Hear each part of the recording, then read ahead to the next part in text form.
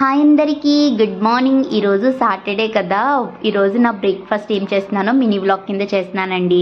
అసలు ఈ వీక్ అంతా అస్సలు ఖాళీ ఉండట్లేదు, వర్క్ ఫుల్ ఉంటుంది. ఏం సాఫ్ట్వేర్ జాబ్లో కానీ తినడానికి కోసమే పని చేస్తున్నాము, కానీ ఆ తినడానికే టైం ఉండట్లేదు.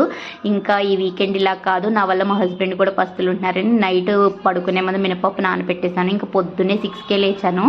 నైట్ వర్క్ లేట్గా పడుకున్నా సరే నా వల్ల మా హస్బెండ్ కూడా పస్తులు ఉంటున్నారు కదా, ఈ రోజైనా మంచిగా వండి పెడదామని పొద్దున్నే లేచేసి పప్పు గ్రైండర్లో వేసి ఈరోజు ఎందుకు టమాటో చట్నీ తినాలనిపించిందండి. ఎప్పుడు కొబ్బరి చట్నీ పల్లీ చట్నీయే చేస్తాను. సో టమాటో చట్నీ చేసేసి ఇంకా గారెలు వేద్దామని గారెలకు పిండి రుబ్బేసి అందులోనే ఉల్లిపాయలు, పచ్చిమిర్చి, కొత్తిమీర, కరివేపాకు అన్నీ వేసి చక్కగా గారెలు వేసేసాను. ఎప్పుడు గారెలు ఆయిల్ లాక్కుండా ఉండాలంటే ఒక పావు గంట సేపు ఫ్రిడ్జ్లో పెట్టుకుంటే అసలు ఆయిల్ లాగవండి.